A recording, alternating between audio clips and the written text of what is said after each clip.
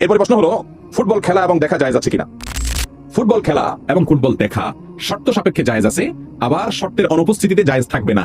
তাহলে ভাইরা আমার, যদি কোনো যুবক, যে কোনো বয়সের মানুষ ফুটবল খেলে, সেই ফুটবল খেলা যদি সতর ঢাকা থাকে, সেখানে যদি একদল আরেক দলের কোনো টাকা পয়সা লেনদেন না করে, নিজেদের মধ্যে আদান প্রদান না করে, জুয়া যদি না থাকে, এটা শুধু শারীরিক কসরতের জন্য হয়, যে আমার শারীরিক ব্যায়াম হবে, মানসিক ফুর্তি হবে, তো এই ধরনের খেলাধুলা খেলা জায়েজ আছে এবং এটা দেখাও কি আছে। কিন্তু টেলিভিশনে যে খেলা আপনি দেখেন, সেখানে শুধু খেলাও দেখেন না, আরো কিছু দেখেন, বরং খেলার চাইতে অখেলাই, এরপরে সেখানে আপনি সতর মুক্ত করা হয়, সেটা দেখতে হয় আপনাকে, হারামের দিকে দৃষ্টিপাত করতে হয় আপনাকে, সেটা আপনার সালাদ থেকে আপনার মনোযোগ নষ্ট করে দেয়। রাত বিরাত নাই, রাত 1টা বাজে, 12টা বাজে, দেশের লক্ষ লক্ষ হাজার হাজার যুবক জেগে থাকে, তার পছন্দ দল খেলবে রাত 1টা বাজে, 2টা বাজে, 3টা বাজে, অথচ এই যুবকের জীবনে কোনোদিন তাহাজ্জুদের জন্য একটি বারের জন্য ভোর রাত অপেক্ষা করে নাই। কি জবাব হবে আল্লাহর কাছে?